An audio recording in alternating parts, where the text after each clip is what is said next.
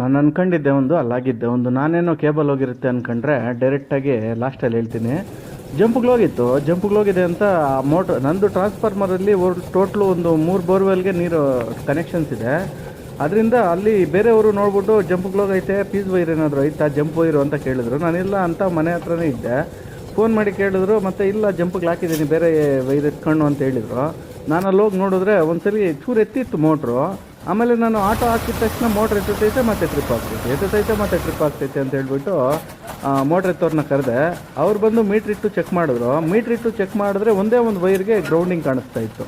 ಅಂದರೆ ನಮಗೆ ಒಂದು 3 ವೈರ್ಸ್ ಬರುತ್ತೆ, ರೆಡ್ಡು, ಯೆಲ್ಲೋ, ಬ್ಲೂ ವೈರಲ್ಲಿ ಮಾತ್ರ ಗ್ರೌಂಡಿಂಗ್ ಕಾಣಿಸ್ತಾ ಇದ್ದಿದ್ದ ಕಾರಣ ನಾನೆಲ್ಲೋ ಕೇಬಲ್ ಏನಾದರೂ ಡ್ಯಾಮೇಜ್ ಆಗಿರುತ್ತೆ ಅಂದ್ಕೊಂಡೆ, ಹೋಗಿದೆ ಅಂತ ನಾನು ಅಂದ್ಕೊಂಡಿದ್ದು. ಆದರೆ ನಾನು ಆ ಕೋಲುಗಳು ಎತ್ಕೊಂಡ್ಬರ್ತಾ ಇರೋದು ಪೈಪ್ಗೆ ಕೆಳಗಡೆ ಹಾಕೊಳ್ಳೋದಕ್ಕೆ. ಯಾಕೆ ಅಂದರೆ ಕೆಳಗಡೆ ಹೂಕೋಸ್ನಾರುಗಳು ಹೋಗ್ಬಿಡುತ್ತೆ ಅಂತ. ಇನ್ನೂ ದೊಡ್ಡದಾಗೆ ಇರಬೇಕಿತ್ತು, ಬಟ್ ನಾನು ಅದು ರೆಡಿ ಮಾಡ್ಕೊಂಡಿರಲಿಲ್ಲ, ಚಿಕ್ಕದೇ ಇರೋದು. ಈಗ ಸದ್ಯಕ್ಕೆ ಯಾವುದೋ ಒಂದು ಕೆಲಸ ನಡೆಸೋಣ ಅಂತ ಎತ್ಕೊಂಬಂದು ಹಾಕಿದ್ದೀನಿ. ಲಾಸ್ಟಿಗೆ ನೋಡ್ತಾ ಇದ್ದೆ, ನಾನು ಕೂತ್ಕೊಂಡು ಅಲ್ಲೇ ಪಕ್ಕದಲ್ಲಿ ನೋಡ್ತಾ ಇದ್ದರೆ ಬರ್ತಾನೆ ಐತೆ ಪೈಪ್ಗಳು, ಎಲ್ಲೂ ಡ್ಯಾಮೇಜ್ ಅನ್ನೋ ಸಿಗ್ತಾನೆ ಇಲ್ಲ ವೈರು. ನಂದು ಇನ್ನೊಂದು ಏನಂದರೆ ಕೇಬಲ್ ಪ್ರತಿಯೊಂದು ಪೈಪಲ್ಲೂ ಡ್ಯಾಮೇಜ್ ಇದೆ, ತುಂಬ ವೀಕ್ ಇತ್ತು. ಮತ್ತು ಲಾಸ್ಟ್ಗೆ ಮೋಟ್ರ್ ಬಂದಾಗ ನೋಡಿದ್ರೆ ಮೋಟ್ರು ಸುಟ್ಟೋಗಿದೆ ಅಂತ ಹೇಳ್ಬಿಟ್ಟು ಲಾಸ್ಟ್ 1 ಇಯರ್ ಬ್ಯಾಕೆ ಮಾಡ್ತಿದ್ವಿ. 1 ಇಯರು ಆಗಿಲ್ಲ, ಒಂದು 8-9 ಮಂತ್ಸ್ ಆಗಿತ್ತು. ಈ ಕರೆಂಟ್ಸು ನ್ಯಾಯವಾಗಿ ಬರೋಲ್ಲ, ಅದರಿಂದನೇ ಆಲ್ಮೋಸ್ಟ್ ಈ ಥರ ಪ್ರಾಬ್ಲಮ್ ಬರೋದು.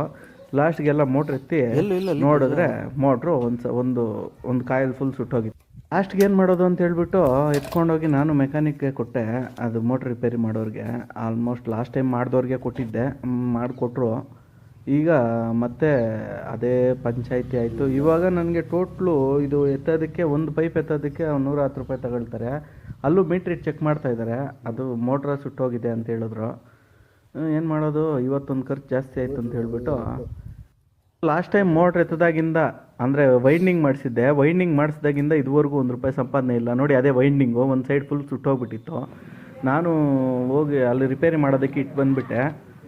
ನಾನು ಬಿಡೋದು ತೋರಿಸ್ತೀನಿ, ಅಲ್ಲಿವರೆಗೂ ಬಾಯ್.